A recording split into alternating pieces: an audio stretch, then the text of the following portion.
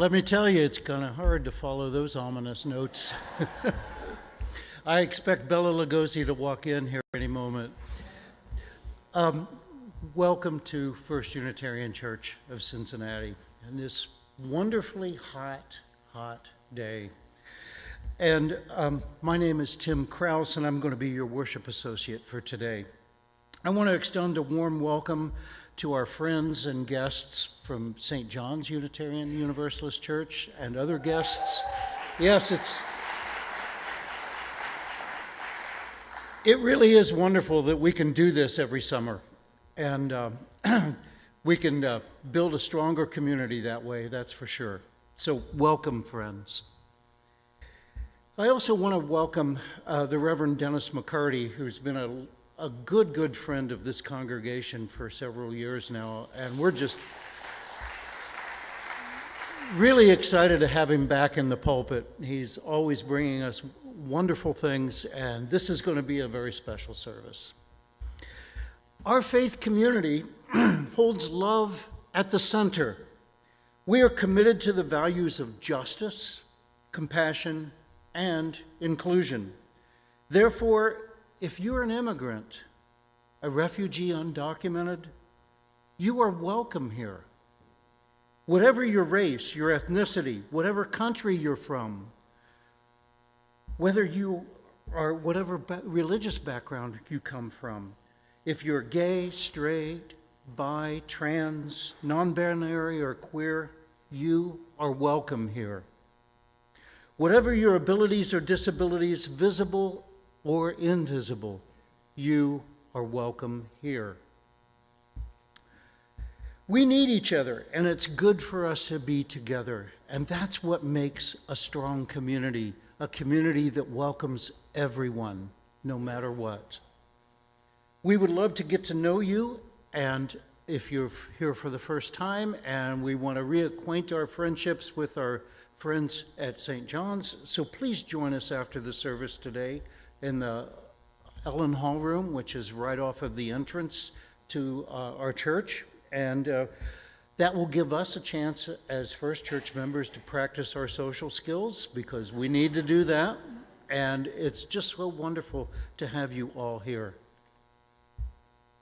I want to make note of the flowers that are here in front of the pulpit. The flowers today are donated by Patty and Scott Kelly in celebration of their 30th wedding anniversary. Congratulations, Patty and Scott. That's great.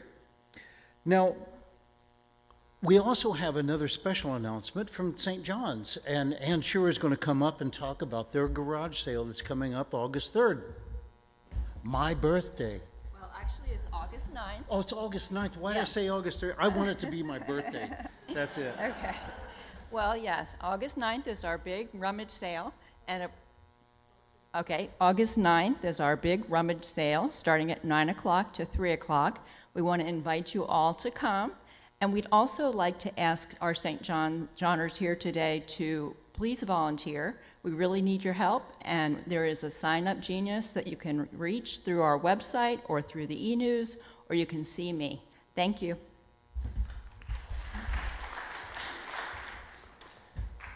So before we begin our service, we have a custom here at First Church to welcome everyone, and this is our chance to do a very quick greeting for those of us who are here, and for you to introduce yourselves to anybody that you don't know who might be a guest. So I'm going to call us back to the worship service by ringing the singing bowl, so pay attention to that, and let's greet each other.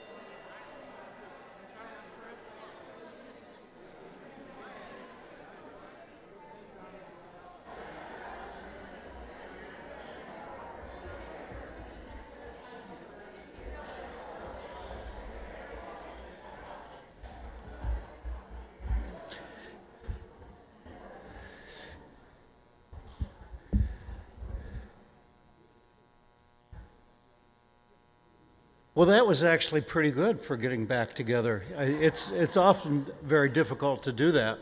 So before I do our chalice reading, I'd like to invite Lindsay Armitage to come up to light our chalice as I read the chalice lighting.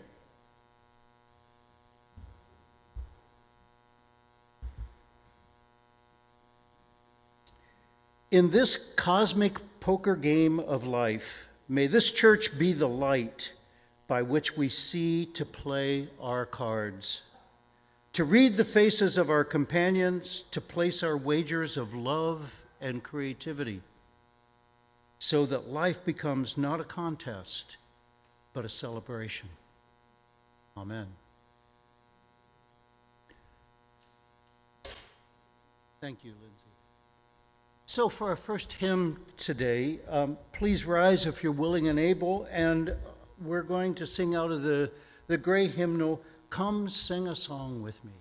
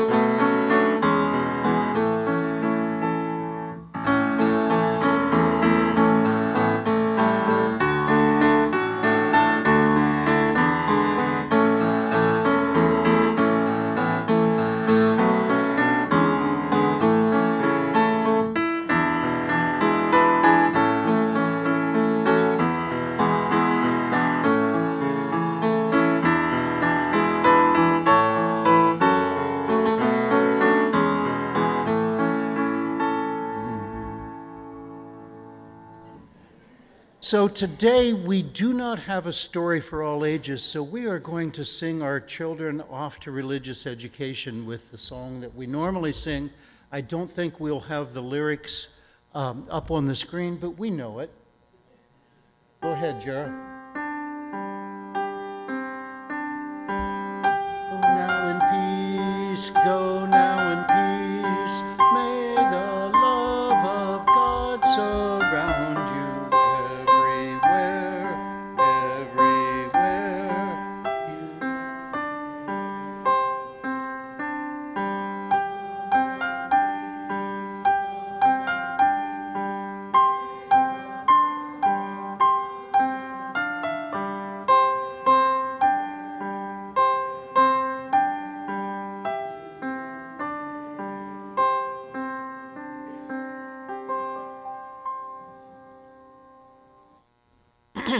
Our reading this morning comes from the 1896 novel Dracula by Bram Stoker. I'll try to enunciate the purple prose purplely. When the vampire who had once been Lucy Westenra saw us, she drew back with an angry snarl, such as a cat gives when taken unaware, And then her eyes ranged over us. Lucy's eyes in form and color, but Lucy's eyes unclean and full of hell fire. At that moment, had she then to be killed, I could have done it with savage delight. As she looked, her eyes blazed with an unholy light, and her face became wreathed in a voluptuous smile. Oh God, how it made me shudder to see it. With a careless motion, she flung to the ground, callous as a devil, the child that she had clutched strenuously to her breast before, now growling over it as a dog growls over a bone. The child gave a sharp cry and lay there, moaning. There was a cold-bloodedness in the act which wrung a groan from Arthur, Lucy's fiancé. And when she advanced to him with outstretched arms and a wanton smile, he fell back and hid his face in his hands. And she still advanced, however, and with a languorous, voluptuous grace said, "Come to me, Arthur. Leave these others and come to me. My arms are hungry for your love. Come, and we can rest together. Come, my husband, come."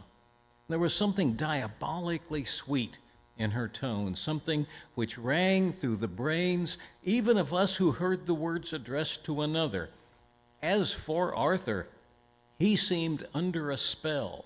He opened wide his arms, and she was leaping for them when Professor Van Helsing leaped forward and held between them a little golden crucifix. And she recoiled from it with a distorted face full of rage and dashed past him to enter her tomb.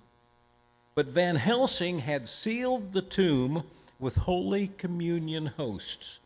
She stopped, and never shall I see such a baffled malice on a face. Her eyes seemed to throw out sparks of hell fire. The brows were wrinkled as though the folds of the flesh were the coils of Medusa's snakes.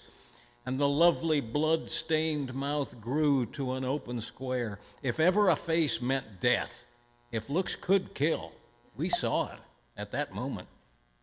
Van Helsing set down his lantern to remove some of the sacred emblem from the door, and we all looked on in horrified amazement as we saw, when he stood back, the woman who seemed to have a corporeal body as real at that moment as our own, passed through a crack in the stone where scarce a knife blade could have gone.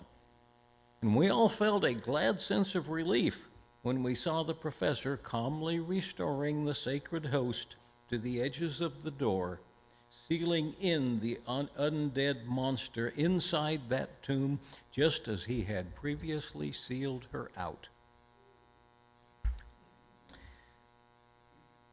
Now, we're going to have fun today. I'm going to invite you to, I think we stand for this one, correct? Yeah. Stand as you're willing and able, and we'll sing actually one of my pieces, Morning Hymn. We used to sing this to open services at my first called congregation, Columbus, Indiana. And it's a fairly easy thing to sing. Jerry's going to play it through once, and then we'll sing it together. And be brave. Mistakes are fine. No vampires are watching. I don't think.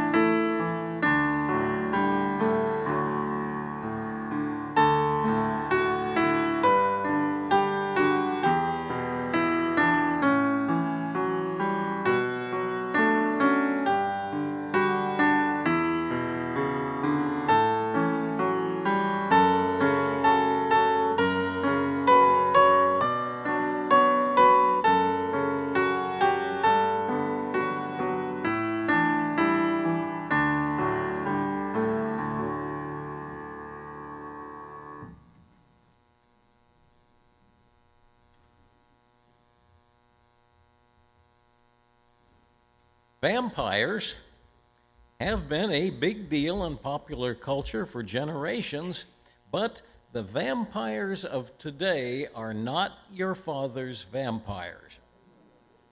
I was 12 years old when I read Bram Stoker's classic horror novel, Dracula, for the first time, and it scared the bejeebers out of me.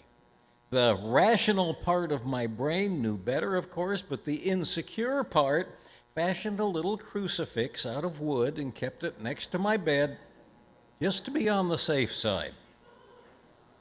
25 years later, my daughter Erin read it at the same age, and she thought it was the tame to the point of absolute boredom, and she didn't finish it.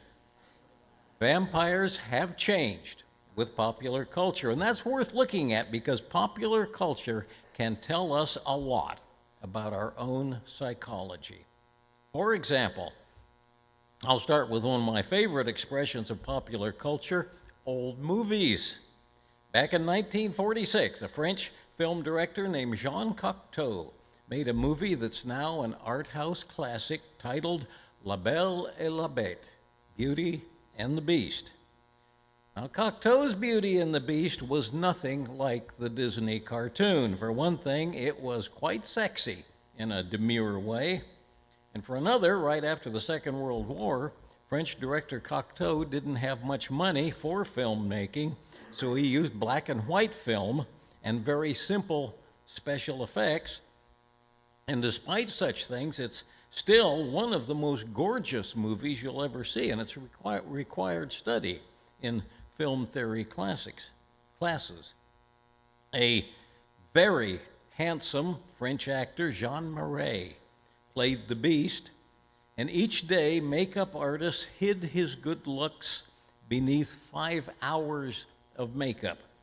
A frightening lion face inspired by Gustave Doré's illustrations for the fairy tale Puss in Boots. The Beast is powerful, scary, and at times a savage killer. And he lives in a magical castle and has magical powers himself. But when the Beast is around the heroine, Belle, he may be powerful and scary looking, but he's totally in love with her. And he's totally vulnerable only to her.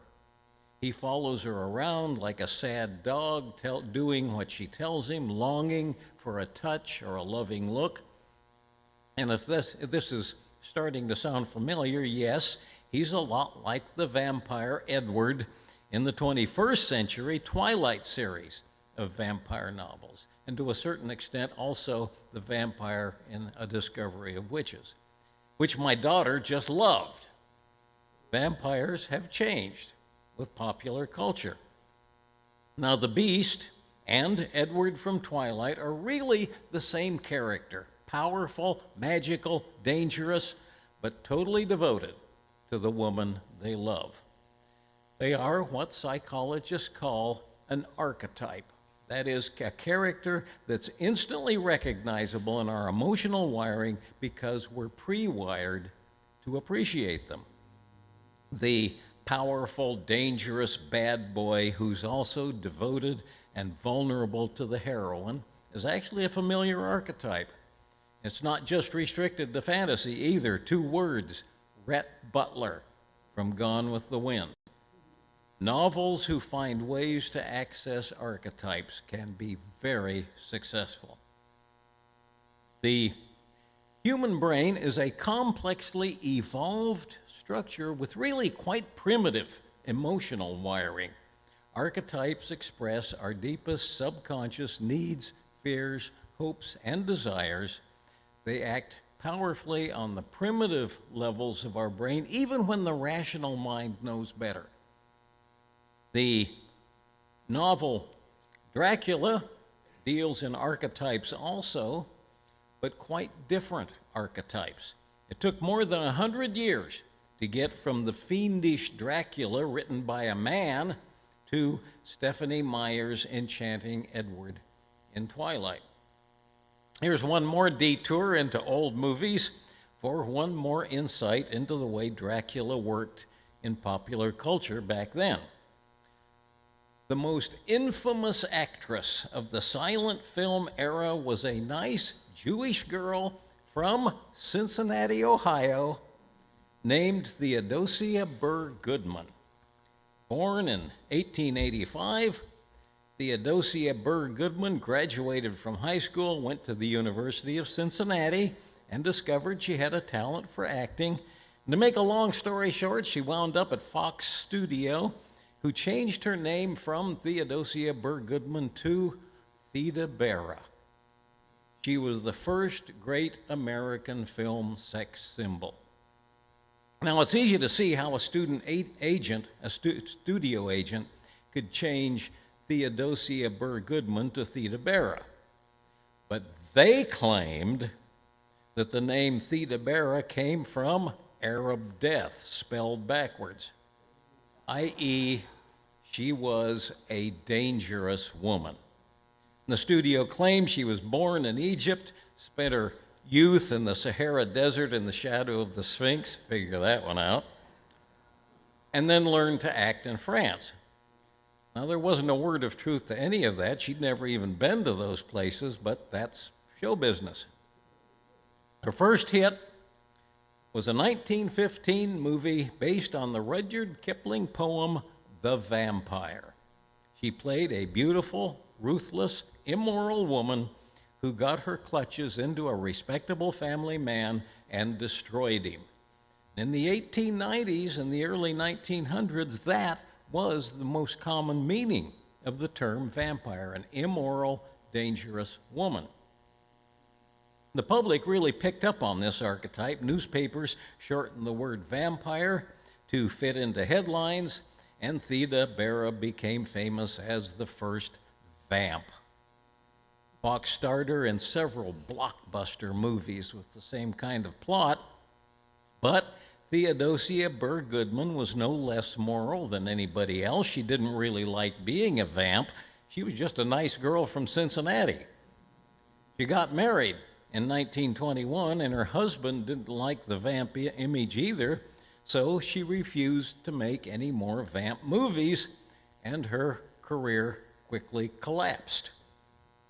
But the reputation stayed with her to the extent that when her final movie, An Innocent Comedy, came out in 1926, my then 11-year-old mother was not allowed to go see it because of Theda Bara's vamp image.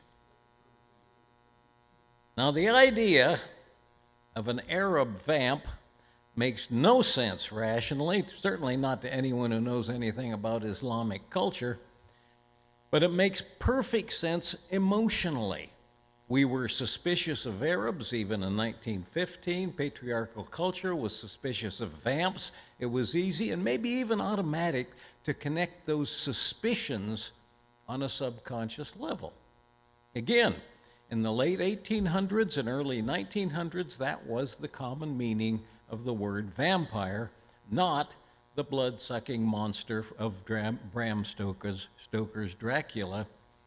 But those two meanings are closer than first meets the eye.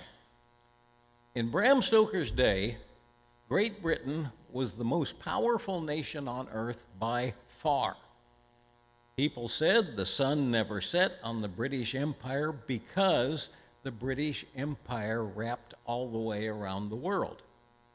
The British looked down their noses at other nations. Germans were brutes, French were sissies, and Americans were just these kind of dumb backwoods types. That's the way Americans are portrayed in Dracula and also in the Sherlock Holmes stories written about the same time.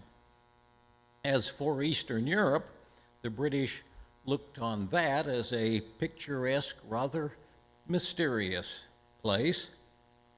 And Bram Stoker was interested in Eastern European mythology and had read a bit of Hungarian history, so a Hungarian vampire was to him a perfect topic for a horror novel. Travelogues were also popular in the 1890s, so the book starts out with a travelogue to a part of Hungary called Transylvania.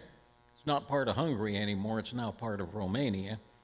Another very popular form of literature was what was called invasion literature. Popular novels at the time had England being invaded by everything from germs to Germans to men from Mars. So Stoker wrote about an invasion by vampires from Eastern Europe. His working title was The Dead Undead.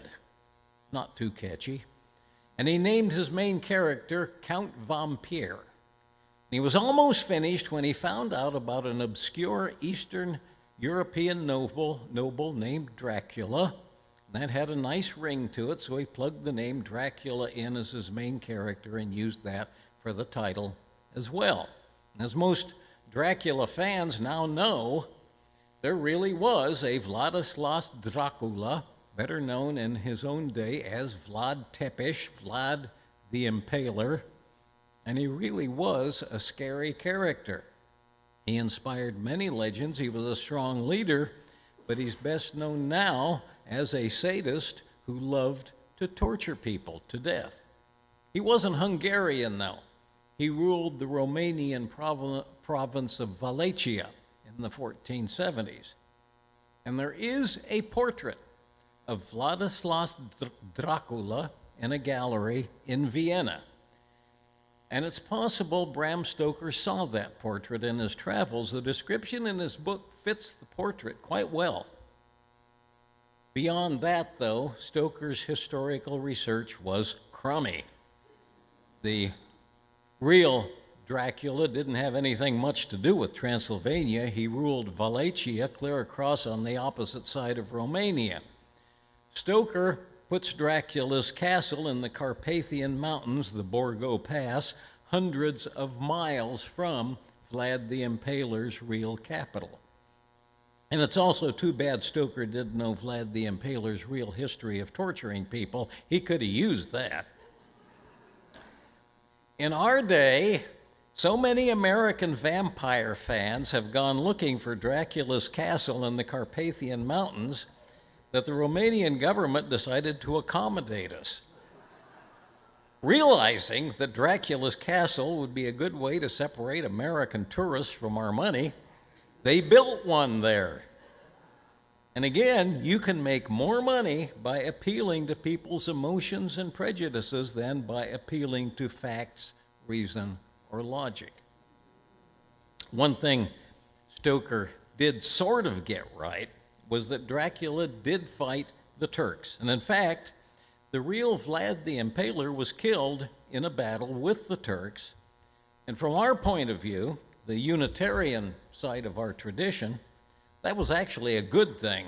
The Turks, who were Islamic, went on to conquer not just Dracula's province of Wallachia, but most of Romania, Transylvania, and Hungary.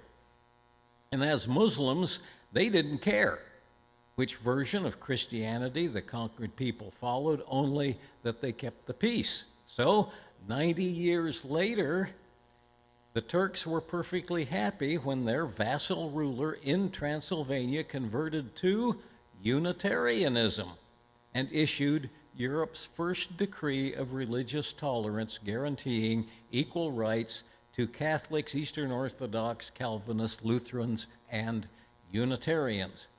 In other words, had the real Vlad the Impaler defeated the Turks instead of being killed by the Turks, Transylvania might not have become a Unitarian birthplace.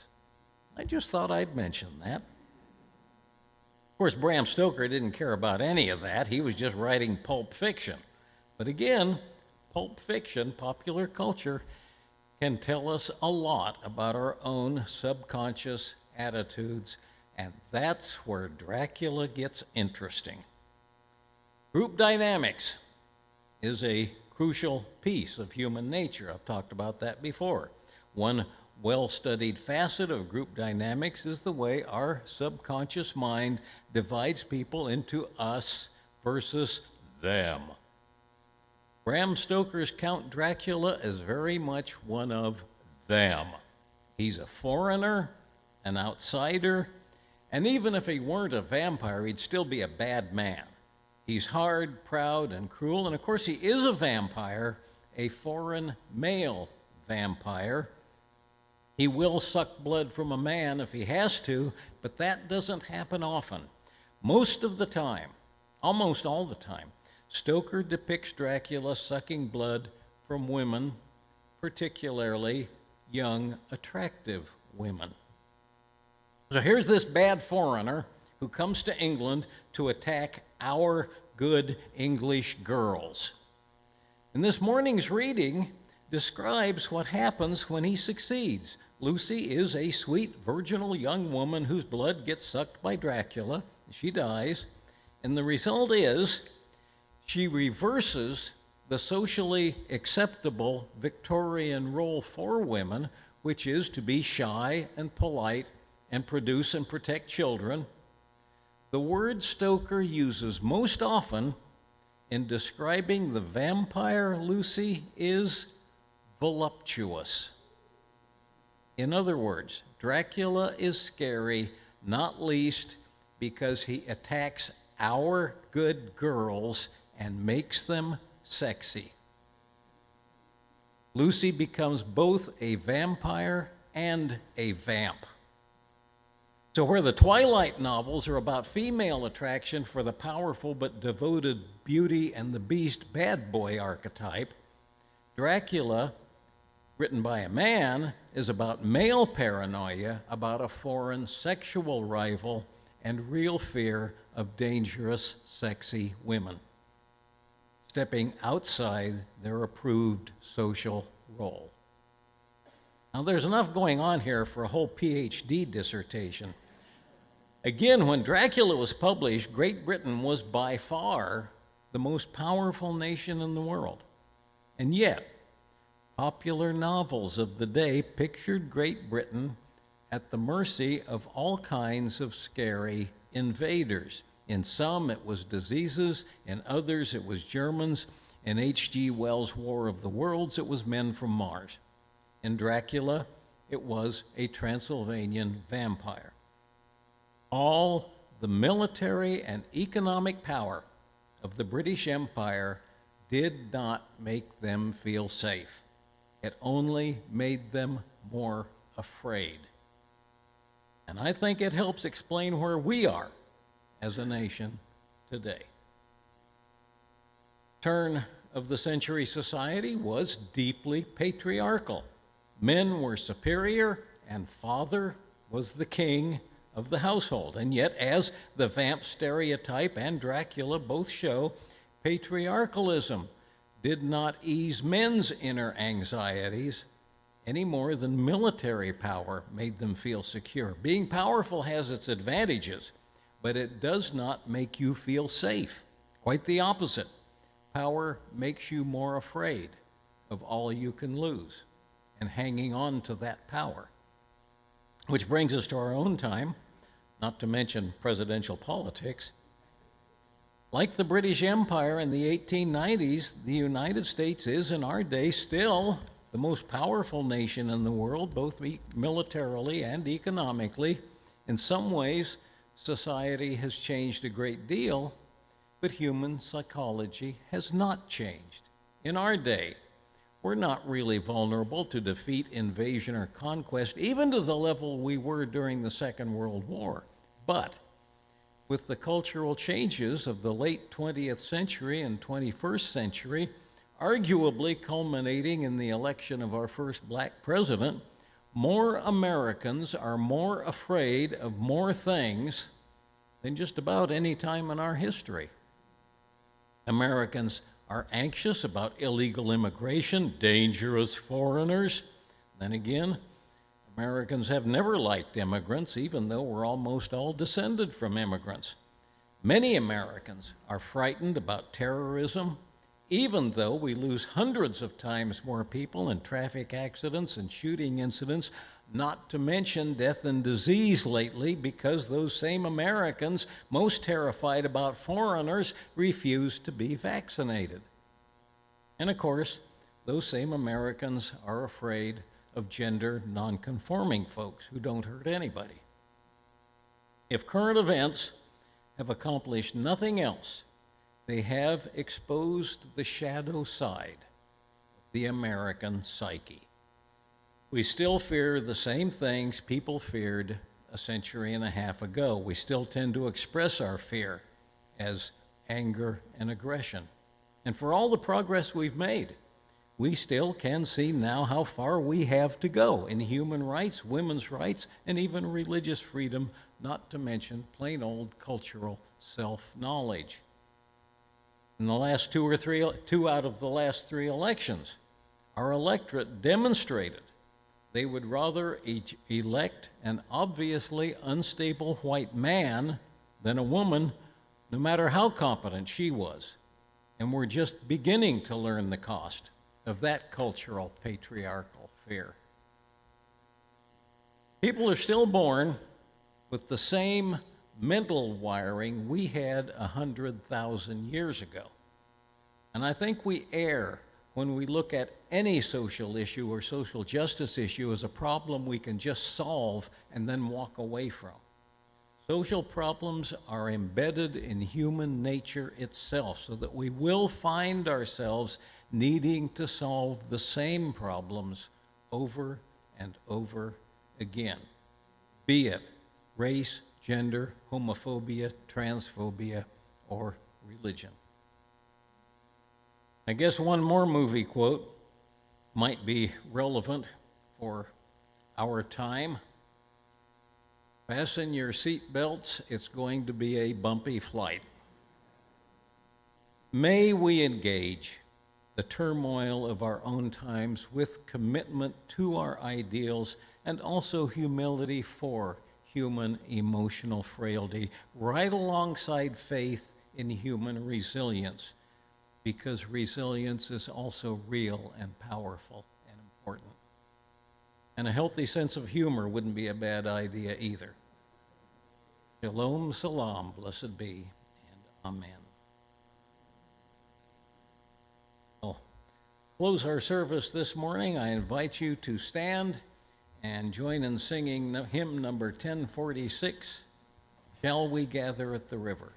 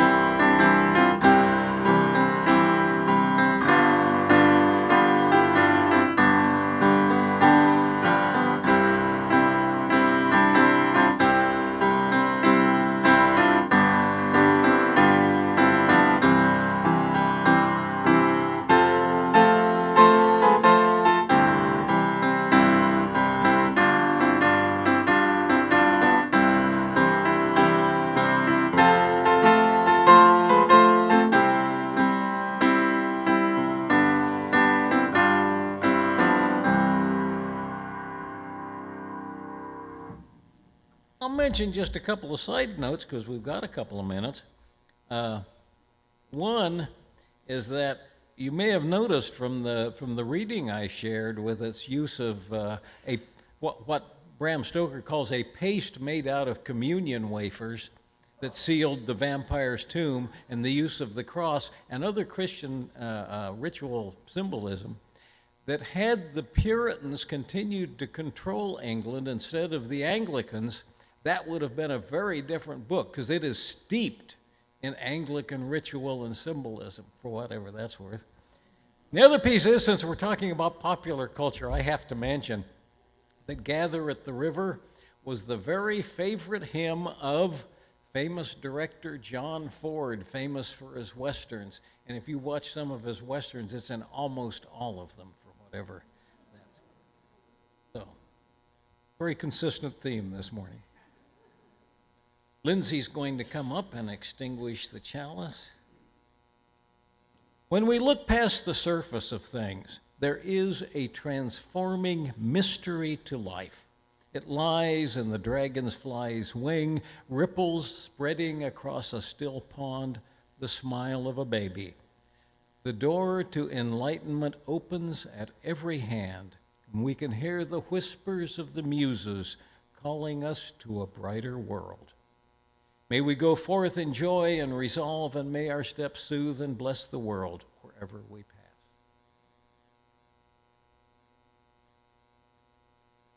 pass.